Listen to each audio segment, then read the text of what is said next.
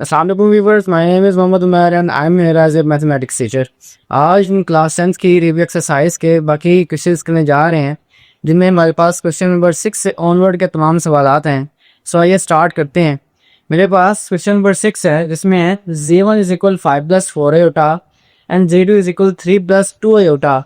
सो उसने कहा है कि वैल्यूज फाइंड करो। 4 पार्ट दिए हैं, मैंने यहाँ पे चारों पार्ट्स को सोल्व किया। फर्स्ट पार्ट है z1 and z2, second part में है z1 over z2, third part z1 conjugate and z2 conjugate का product, and fourth part z1 z2 का मॉडुलस। तो स्टार्ट करते हैं फर्स्ट पार्ट से। z1 एंड z2 का प्रोडक्ट जब दरमियान में कोई साइन है, उसका मतलब मल्टीप्लाई है। सो z1 एंड z2 को हमें सिंपल मल्टीप्लाई करना है। सो मेरे पास z1 एंड z2 का सोल्यूशन स्टार्ट करते हैं। z1 की वैल्यू है 5 प्लस 4 आयोटा, z2 की वैल्यू 3 प्लस 2 आयोटा। और हम जानते हैं कि मल्टीप्लाई कैसे करते हैं। 5 3s are 15, 5 2s are 10, 4 3s are 12 and 4 2s are 8 iota का स्केयर। आयोटा स्केयर की वैल्यू होती है -1, so plus minus minus and 8 बचेगा। 8 1s are 8। यहाँ पे देखें 10 आयोटा एंड 12 आयोटा मिलके हो जाएंगे 22 आयोटा ऐड होंगे। सो हम जानते हैं अब रियल में ऐड या सब्ट्रैक्ट होता है, तो 15 माइनस 8 रिमेनिंग बचेगा 7, तो 7 प्लस 22 आयोटा मेरे पास आ गया फर्स्ट पार्ट का आंसर। होप सो ये आपको क्लियर होगा। इसके नेक्स्ट पार्ट की तरफ चलते हैं। z1 over z2। सो यहाँ पे मेरे पास रकम डिनोमिनेटर में है, इसका मतलब है कि मुझे z1 को z2 पे डिवाइड करवाना पड़ेगा। तो z1 की वैल्यू लिखते हैं 5 प्लस 4 आयोटा एंड z2 की वैल्यू क्या है 3 प्लस 2 आयोटा, तो वो डिनोमिनेटर में। हम जानते हैं कि डिनोमिनेटर में अगर आयोटा आ जाए, इसका मतलब उसको रैशनलाइज करवाना पड़ता है। सो हमने स्टार्ट किया बाय रैशनलाइजेशन। सो रैशनलाइजेशन में डिनोमिनेटर के कॉन्जुगेट से मल्टीप्लाई और डिवाइड करवाते हैं। सो मैंने डिनोमिनेटर में था 3 प्लस 2 आयोटा, तो प्लस की जगह माइनस से मल्टीप्लाई एंड डिवाइड करवा दिया। सो हम जानते हैं हम कि फर्स्ट टर्म मल्टीप्लाई है 3 5s are 15, then 5 2s are 10, then 4 3s are 12 and iota ये वाला, then 4 2s are 8 plus minus minus iota iota का स्केयर हो जाएगा। नीचे देखते हैं तो फर्स्ट टर्म सेम है, सेकंड टर्म सेम है, प्लस एंड माइनस, तो यहाँ फॉर्मूला लगेगा ए स्केयर माइनस बी स्केयर, यानी फर्स्ट टर्म का स्केयर माइनस सेकंड टर्म का भी स्केयर आ जाएगा। आगे चलते हैं। सो मेरे पास है -10 आयोटा प्लस 12 आयोटा, तो रिमेनिंग रहा सिर्फ 2 आयोटा, और साइन प्लस का बड़ी रकम का आता है। आयोटा स्केयर की वैल्यू रेफरेंस लेके लिख रही -1 होती है, तो minus multiply minus is plus, तो 8 1s are 8 हो गया। सो मेरे पास 15 एंड 8 मिलके हो गया 23 plus 2 iota over minus minus plus 4 1s are 4। So denominator में 9 एंड 4 ऐड होके बन गया 13।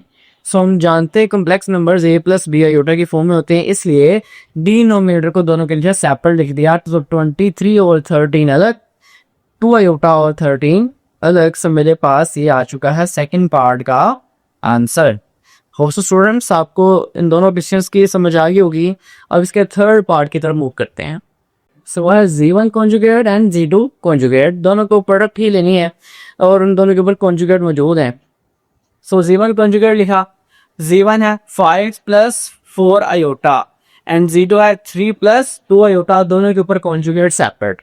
सो कॉन्जुगेट का मतलब है कि प्लस का साइन चेंज हो गया माइनस, प्लस का साइन चेंज होके माइनस, ये कॉन्जुगेट दे रही है। अगर माइनस होता तो प्लस।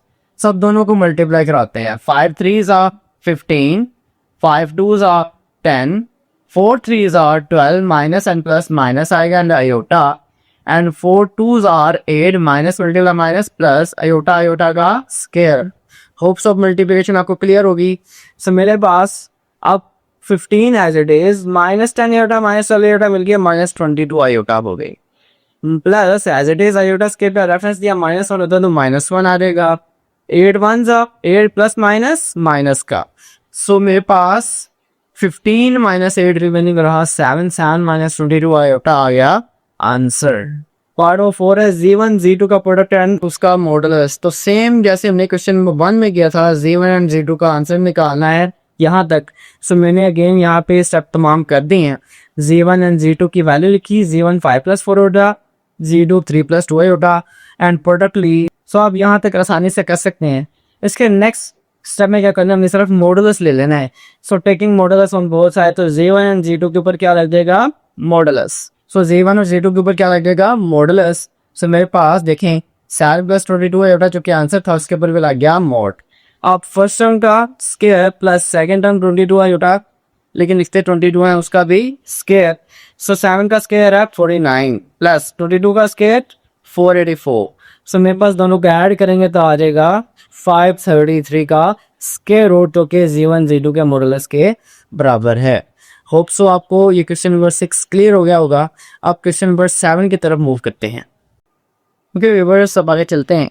सो मेरे पास अब क्वेश्चन नंबर 7 है, जिसमें कहता है find real and imaginary part.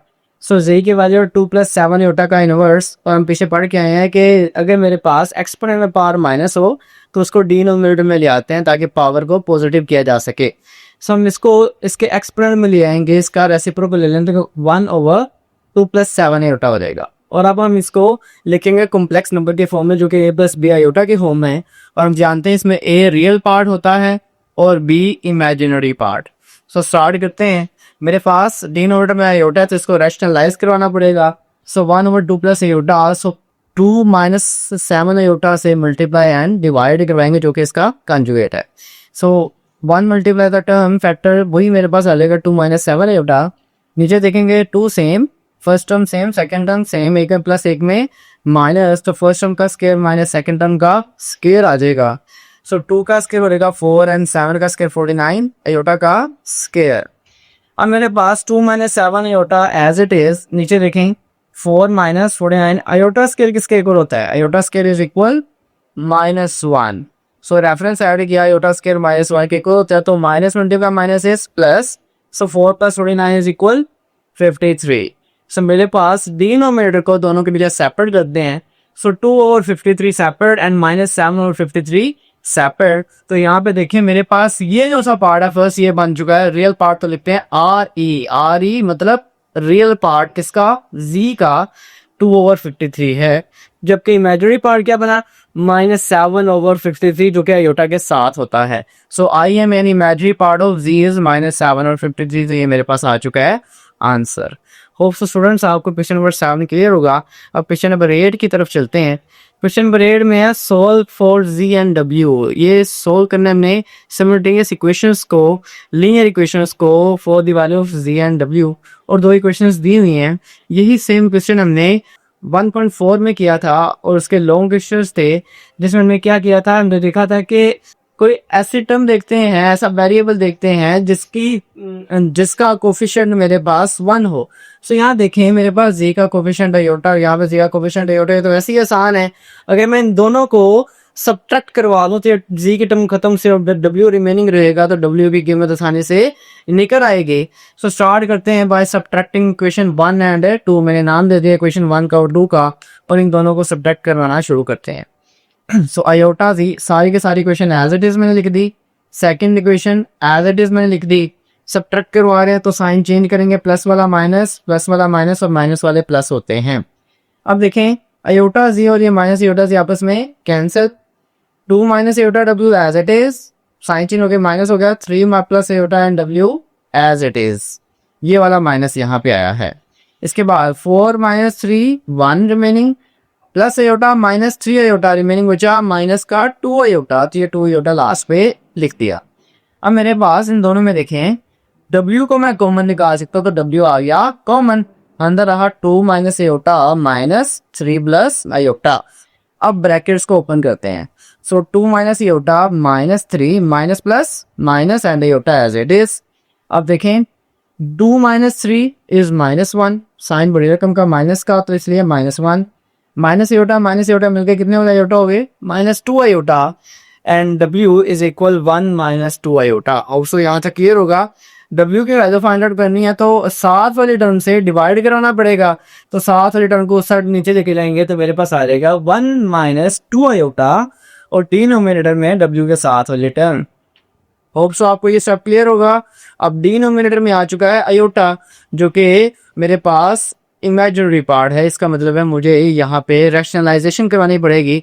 तो स्टार्ट करते हैं बाय रैशनलाइजेशन। सो यहाँ पे मैं रैशनलाइज करवा रहा हूँ। सो मेरे पास आ गया W is equal 1 minus 2 iota, और डिनोमिनेटर में सिर्फ आयोटा का कंजुगेट, ये नहीं है आयोटा के साथ वाली रकम माइनस है तो प्लस हो जाएगी, सो यहाँ पे -1 + 2 आयोटा और डिवाइडेड बाय -1 + 2 आयोटा ही आएगा। अब मल्टीप्लिकेशन करते हैं, देखें 1 -1s are -1, 1 2s are 2 and iota as it is. अब से क्लियर होगा। Then minus multiply minus plus होगा, 2 1s are 2 and iota as it is. Minus multiply plus minus 2 2s are 4 iota iota का square. तो ये multiplication clear होगी। आगे denominator में देखते हैं, तो ये देखें -1 और यहाँ पे भी क्या है -1, ये है फर्स्ट टर्म 2 आयोटा और यहाँ पे क्या है 2 आयोटा, ये हो गई सेकंड टर्म। सो मेरे पास a² माइनस b² का फॉर्मूला लगाते हैं, तो -1 का स्क्वायर प्लस -2 आयोटा का भी स्क्वायर आ गया। सो मजीद एक्सपैंड करते हैं, 2 आयोटा मिलके हो गए 4 आयोटा। आयोटा स्क्वायर किसके बराबर होता है -1 के। सो रेफरेंस दे के वैल्यू पुट कर दी एंड -1 का स्क्वायर +1 हो गया, -2 का स्क्वायर हो गया 4 आयोटा का स्क्वायर। और सो यहाँ तक क्लियर होगा आपको। आगे चलते हैं। सो मेरे पास -1 + 4 iota minus multiply minus is plus 4 1s are 4 over 1 -4 iota square की वैल्यू आ गई -1। So minus multiply minus plus हो जाएगा 4 1s are 4 और -1 + 4 हो जाएगा 3। सो मेरे पास आ गया 3 + 4 आयोटा ओवर 1 + 4। सो 1 + 4 किसके इक्वल होता है 5 के। और मेरे पास डिनोमिनेटर को दोनों के सेपरेट करना पड़ेगा। सो 3 और 5 सेपरेट एंड 4 और 5 आयोटा सेपरेट। तो ये आ गया W का आंसर। अब मेरे पास इन दो इक्वेशन में से किसी एक इक्वेशन में पुट करेंगे तो Z का भी आंसर आ जाएगा। सो मैं इस वैल्यू को इक्वेशन नंबर 1 में पुट कर रहा हूँ। ओके, तो मैंने यहाँ पे इक्वेशन नंबर 1 में वैल्यूज को पुट किया है और आपके सामने सोल्व कर दिया है। तो स्टार्ट करते हैं। मेरे पास देखें W की वैल्यू निकली थी 3 और 5 + 4 और 5 एंड आयोटा। सो मैंने कहा इसको क्वेश्चन नंबर 1 में पुट करते हैं। सो क्वेश्चन नंबर 1 है iota Z + 2 iota W is equal 4 + iota. So मेरे पास W की वैल्यू जो कि निकल आई है 3 और 5 + 4 और 5 आयोटा, उसको मैं यहाँ पे W की जगह पे पुट कर रहा हूँ। और जैसे मैंने पुट किया तो मल्टीप्लिकेशन स्टार्ट करते हैं। 2 3 ओवर 5 से मल्टीप्लाई होगा तो 2 × 3 और 5 लिखा है मैंने। देन 2 मल्टीप्लाई होगा 4 और 5 एंड आयोटा से, माइनस आयोटा मल्टीप्लाई होगा 3 और 5 से, तो आयोटा मैंने बाद में minus plus minus iota multiply होगा आयोटा से, तो आयोटा का हो जाएगा स्क्वायर। सो उससे क्या मल्टीप्लिकेशन क्लियर हो गई होगी। नाउ देखें डिनोमिनेटर में सबके 5 मौजूद है, 5 5 5, तो यहाँ पे मैं इसका एलसीएम आसानी से ले सकता हूँ। सो मैंने डिनोमिनेटर में देखा 5 और ऊपर देखें एक तरह से 5 से 5 cancel out, 2 3s are 6 plus 2 4s are 8 and iota denominator में 5 ऑलरेडी है, माइनस 5 से 5 cancel out 3 iota as it is, 5 से 5 कैंसिल आउट -4 आयोटा स्क्वायर की होती है -1 हमने पुट कर दी, last 4 + iota as it is, 6 as it is, 8 iota -3 iota 5 iota remaining रहे, minus multiply minus is plus 4 1s are हो गया 4 over 5। So 6 + 4 is actually equals to 10 क्योंकि बहुत रियल नंबर्स हैं, ऐड हो सकते हैं, plus 5 iota over 5 and remaining term 4 + iota as it is. So मैं जानता हूँ कि मैं 5 को दोनों के डिनोमिनेटर में सेपरेट लिख सकता हूँ। सो 10 over 5 separate and 5 over 5 separate, और कैंसिल करते हैं, 5 1s are 5 5 2s are 10 and 5 1s are 5। सो मेरे पास आ गया 5 1s are 5 5 2s are 10, तो ऊपर आएगा सिर्फ 2 और यहाँ पे 1 आयोटा और 1 लिखे, यानी कि फर्क नहीं पड़ता, तो ये आयोटा एज इट इज लिख दिया मैंने। सो मेरे पास अब आयोटा Z के अंदर तो ये 2 एंड आयोटा ऐड नहीं हो सकते, सिर्फ दोनों टर्म्स को लेके चले जाते हैं दूसरी तरफ, तो साइन के चेंज हो जाएंगे। So iota Z is equal 4 + iota as it is, 2 उधर जाके -2 प्लस आयोटा इधर आके माइनस आयोटा हो गया। अब देख लें रियल और रियल एक दूसरे के अंदर ही ऐड होता है, तो 4 एंड -2 एक दूसरे में ऐड होंगे, आयोटा माइनस आयोटा में ही ऐड या सब्ट्रैक्ट होगा, तो 4 - 2 रिमेनिंग रहा 2, या आयोटा और आयोटा आपस में कैंसिल हो चुके हैं। आप लिखना चाहें तो लिख सकते हैं 0 आयोटा, लेकिन जरूरत नहीं है। सो ये मेरे पास एक तरह से सिर्फ रह गया 2 जो, लेकिन देखिए Z के साथ अभी एक चीज आयोटा मौजूद है। सो आयोटा को खत्म करने के लिए आयोटा को डिवाइड कराना पड़ेगा 2 के डिनोमिनेटर में। सो ये हो गया 2 और आयोटा, इसका मतलब ये आंसर नहीं है, डिनोमिनेटर में आयोटा आ गया, तो इसको करना पड़ेगा रैशनलाइज। तो मैंने ये साथ ही रैशनलाइज किया ताकि हम मुकम्मल क्वेश्चन को नोट कर सकें। सो मैंने यहाँ से आगे यहाँ स्टार्ट किया बाय रैशनलाइजेशन। सो मेरे पास आयोटा के कॉन्जुगेट से मल्टीप्लाई एंड डिवाइड करते हैं, लेकिन चूंकि सिर्फ इमेजिनरी पार्ट मौजूद है सो इसलिए मैं माइनस और माइनस यहाँ पे नहीं लिख रहा। सो मेरे पास देखें आयोटा और आयोटा लिखा, मल्टीप्लाई एंड डिवाइड किया इमेजिनरी पार्ट से। सो मेरे पास आ जाएगा 2 multiply iota 2 iota and iota multiply iota iota का स्केयर। सो आयोटा स्केयर की वैल्यू होती है -1, तो वो पुट की। सो मेरे पास अगर डिनोमिनेटर में 1 हो तो फर्क नहीं पड़ता, लेकिन माइनस है तो माइनस को साइड पे लिख सकते हैं, तो -2 आयोटा मेरे पास आ गया है जी का आंसर। होप सो स्टूडेंट्स आपको ये मुकम्मल क्वेश्चन क्लियर हो गया होगा। अब आपके लिए क्वेश्चन है, मुझे आप बताएंगे कमेंट बॉक्स में कि यहाँ पे मेरे पास जी हमने फाइंड आउट किया, इसमें रियल पार्ट क्या है। होप सो आप अब इसका आंसर करने के काबिल हो चुके होंगे। अब हम इसके नेक्स्ट क्वेश्चन की तरफ मूव करते हैं, जो कि हमारा क्वेश्चन नंबर होगा 9। ओके स्टूडेंट्स, क्वेश्चन नंबर 9 की तरफ चलते हैं। इसमें कह रहा है कि सॉल्व करें इस इक्वेशन को और फाइंड करें ए एंड बी की वैल्यूज। सो क्वेश्चन की तरफ आते हैं। हमने क्वेश्चन फर्स्ट एक्सरसाइज में ही किया था, जिसमें मेरे पास हम कॉम्प्लेक्स नंबर्स को कंपेयर करते थे रियल एंड इमेजिनरी पार्ट्स की तरह। अब यहाँ पे देखें कि लेफ्ट हैंड साइड मेरे पास कॉम्प्लेक्स फॉर्म में नहीं है, यानी कॉम्प्लेक्स नंबर की फॉर्म में नहीं है। ये एक्चुअल में एक दूसरे से मल्टीप्लाई होंगे तब मैं बता सकूंगा कि कॉम्प्लेक्स नंबर में रियल पार्ट कौन सा और इमेजिनरी कौन सा है। ये वाली side right hand side complex number की फॉर्म में मौजूद है। इसका मतलब है कि राइट हैंड साइड नहीं, सिर्फ लेफ्ट हैंड साइड को अगर हम सोल्व कर लें, सिंप्लीफाई कर लें, सो आसानी से दोनों साइड कंपेयर होकर आंसर आ जाएगा। सो स्टार्ट करते हैं। सो मैंने लिखी left hand side, so multiplication start करते हैं। 3 multiply A 3a, 3 multiply B 3b iota, 4a iota, then minus plus minus 4b iota का स्क्वायर इज इक्वल 1 + 0 आयोटा आएगा। सो मेरे पास 3a as it is, 3b iota as it is, -4a iota और iota square की value put किया। Iota square की value होती है -1, तो रेफरेंस ऐड कर सकते हैं, -1 पुट कर दिया इज इक्वल 1 + 0 आयोटा। सो नीचे आ जाते हैं 3a प्लस, अब देखिए मेरे पास ये चीज रियल पार्ट बनेगी, minus multiply minus plus 4 1 4 and b, तो 4b रियल पार्ट है, 3b आयोटा एंड -4 आयोटा दोनों इमेजिनरी पार्ट है, तो इकट्ठे। तो मैंने इन पे ब्रैकेट लगा दी कि भाई 3a एंड 4b दोनों रियल है, 3b iota and 4a iota दोनों इमेजिनरी, हमने से आयोटा को निकाल लिया कॉमन। सो देखिए हम यहाँ पे मैं अगर पूछूं रियल पार्ट कौन सा, तो आप आसानी से बता सकते हैं ये वाला, और इमेजिनरी ये वाला। सो आसानी से इन दोनों को कंपेयर भी किया जा सकता है किस स्टेटमेंट के मुताबिक जो हम पहले याद करके आए हैं कि since complex numbers are equal so their real and imaginary parts are also equal, कि ये दो कॉम्प्लेक्स नंबर्स हैं, अगर इक्वल है तो रियल एंड इमेजिनरी पार्ट्स भी इक्वल ही होंगे। सो इसका मतलब है कि इसका ये रियल पार्ट और इसका ये रियल पार्ट जोड़ के 1 है, दोनों बराबर लिखे जाएंगे और इमेजिनरी के बराबर लिखा जाएगा। सो नेक्स्ट साइड पे आते हैं, तो मैंने लिखा रियल पार्ट, तो रियल पार्ट क्या है 3a एंड 4b, किसके को आएगा 1 के। इमेजिनरी पार्ट देखते हैं तो 3b - 4a किसके को आएगा 0 के। आयोटा नहीं लिखते, जब मैंने बोल दिया कि इमेजिनरी, इससे मतलब आयोटा वाली डमी की बात कर रहे हैं। सो मेरे पास देखें 2 इक्वेशन एक तरह से बन चुकी हैं। इसको मैंने इक्वेशन नंबर 1 कहा, यहाँ से आसानी से कोई एक वैल्यू निकल सकती है, तो मैं a की वैल्यू निकालता हूँ, 4a दूसरी तरफ जाके प्लस 4a हो गया, 4 से डिवाइड कराएंगे तो 3 और 4b, ये एक तरह से a की वैल्यू निकल आई है। सो मैं इस वैल्यू को अगर इसमें पुट कर दूं तो आसानी से b की वैल्यू निकल आएगी, देन a की भी हम उसी तरह से निकाल लेंगे। सो मैं यहाँ से a की वैल्यू को इक्वेशन नंबर 1 में पुट करने लगा हूँ।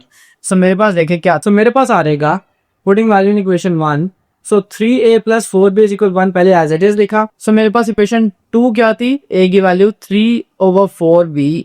सो यहाँ पे आप चाहें तो रेफरेंस की तरह ऐड भी कर सकते हैं कि a की वैल्यू मैंने पुट किया 3/4 एंड b यहाँ पे मैंने पुट कर दी वैल्यू, तो मेरे पास a की जगह आ गया 3/4 and b plus 4b as it is and 1 as it is. So 3 3s are 9 and b/4 plus 4b = 1 आ गया। अब यहाँ पे देखें LCM 4 4s are 16 and b/4, so 9b plus 16b हो जाएगा 25b और 4 जो सा था 4 को मैं दूसरी तरफ क्रॉस मल्टीप्लाई करवा सकता हूँ, 4 1s are 4 ही आ रहेगा। सो 25b = 4 है, b की वैल्यू निकालनी है तो b के साथ जो भी टर्म होती है उसको दूसरी तरफ ले जाएंगे तो डिवाइड हो रहेगी।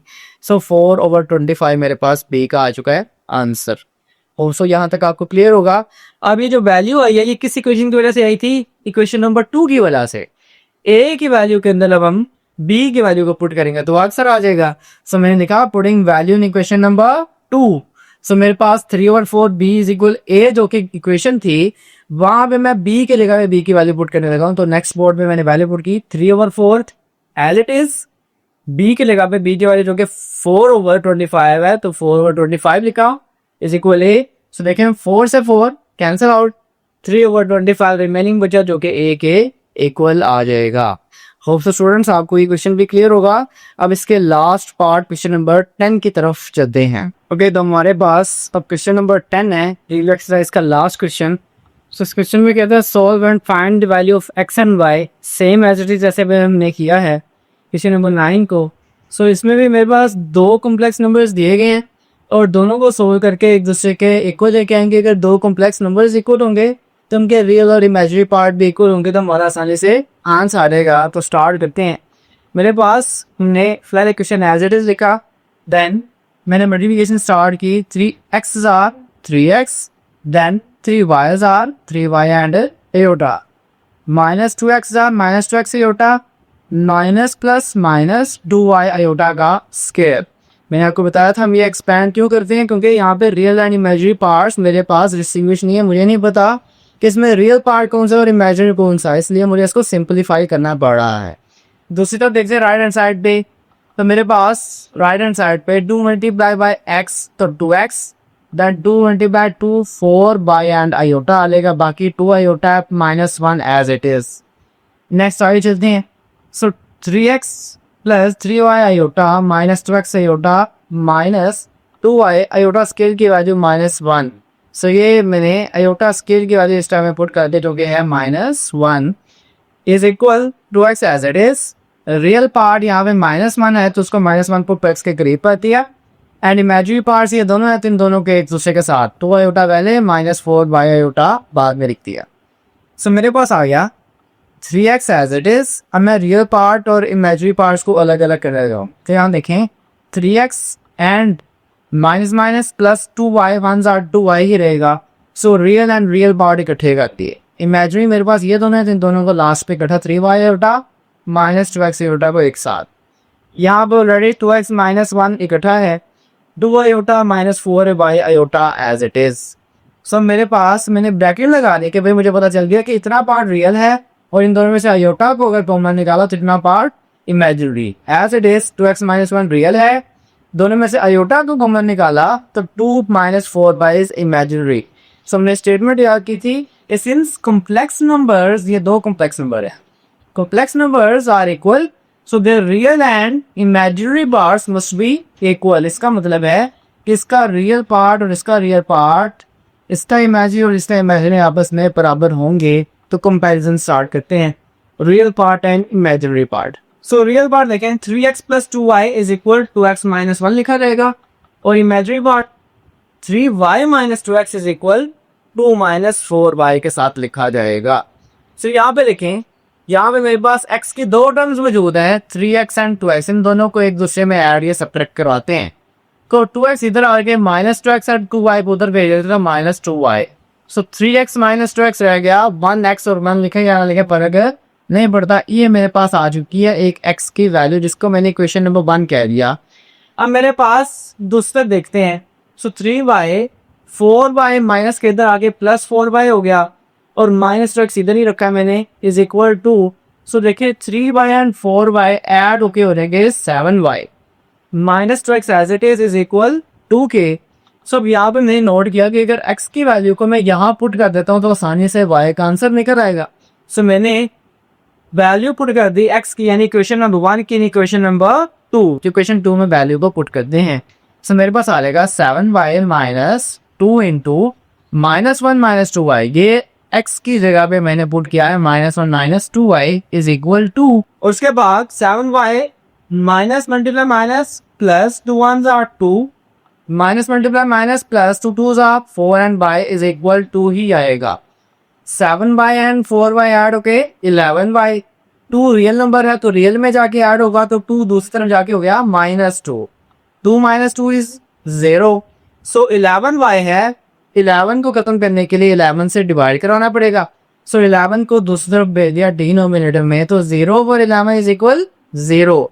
सो मेरे पास 11 बाय का आंसर आ गया 0। सो यहाँ तक क्लियर होगा।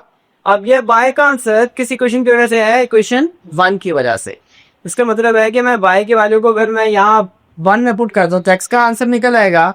सो मैंने पुट कर दी वैल्यू बाय की इन इक्वेशन नंबर 1। सो मेरे पास 1 इक्वेशन थी, x is equal -1 -2y। y की जगह पे अब क्या लिख दिया मैंने 0।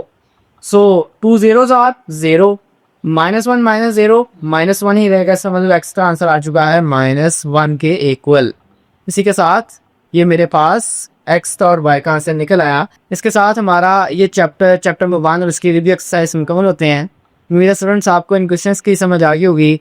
मज़ीद आपसे कल मुलाकात होगी। अपना बहुत सारा ख्याल रखें। अल्लाह हाफिज़।